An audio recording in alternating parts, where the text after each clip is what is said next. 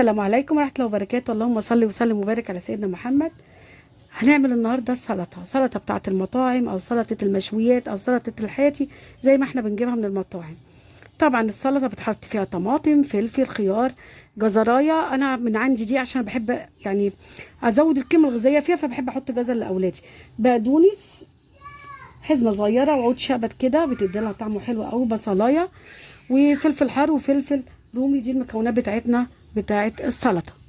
حبيتين طماطم كده هبشرهم.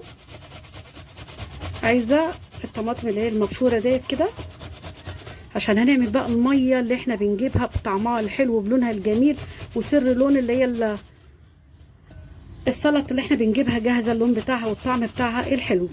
العكس بطريقه انضف احنا عاملينها بايدينا. هبتدي بقى احط التوابل بتاعتنا بتاعت السلطه دي. السلطه بلدي.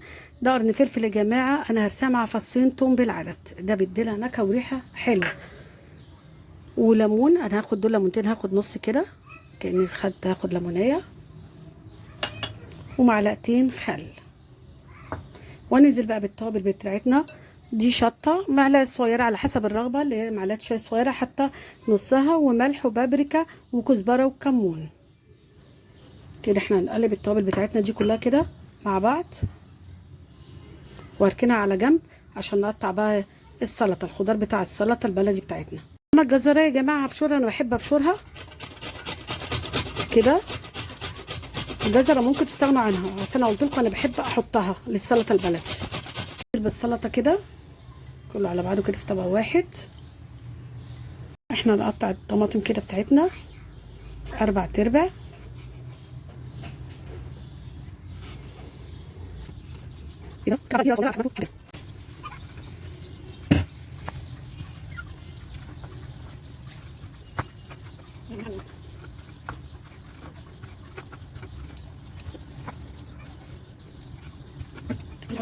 قطعنا كميه طماطم تقطيع اللي انتوا حابينها زي ما انا قلت لكم. هبتدي بقى ان احنا نقطع الفلفل برده كده الحجم اللي انتوا حابينه.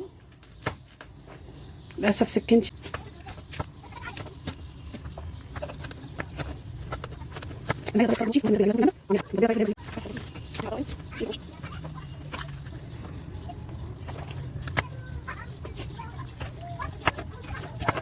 ادي الفلفل يا جماعه اللي هو الحار على قرن فلفل رومي احمر.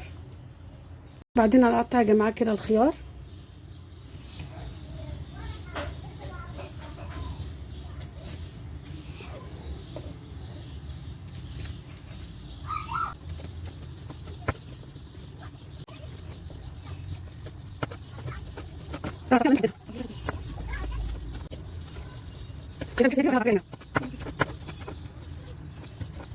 وادي الخيار. عملنا السلطه بسهوله كلها في طبق واحد، ما بهدلناش الدنيا ولا استخدمنا حاجات كتير. انا هاخد الجزء الناشف ده بتاع العيدان، انا مش عايزاه. نبتدي نقطع البقدونس، وهو عود شبت واحد يا جماعه بيدي ريحه.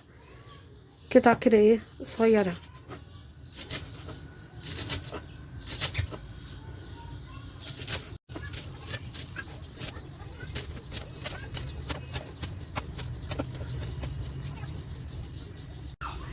وادي البقدونس بتاعتنا، الخضره بتاعتنا يا جماعه اهي بالشبت. بصلايه بقى يا جماعه هنقطعها 4/4 كده، بعدين نقطعها جوانح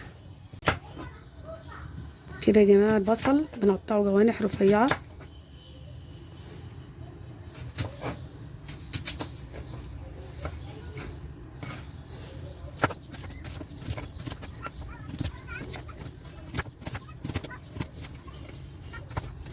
بعد ما بنقطع البصل هنمسكه كده ايه نفرفطه كده يا جماعه، نفصله عن بعضه الجوانح بتاعتنا كده.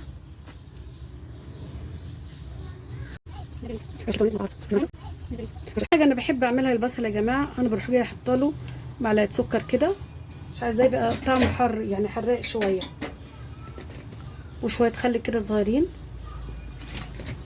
وابتدي ادعكي كده بايدي وهشطفه بالميه قبل ما احطه على السلطه بتاعتي.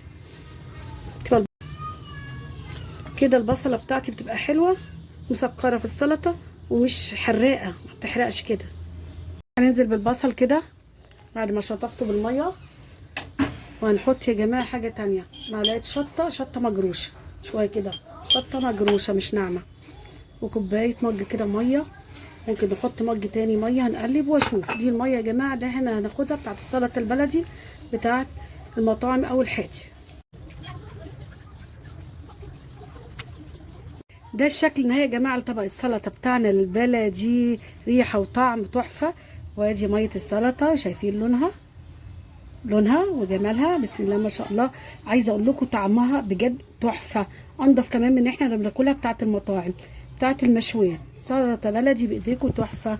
ان شاء الله اللي يتفرج على الفيديو بتاعنا ويعجبه يدعمنا بلايك واشترك في القناه وفعل الجرس عشان يوصل له كل جديد. السلام عليكم ورحمه الله وبركاته، اشوفكم في فيديو تاني باذن الله تعالى.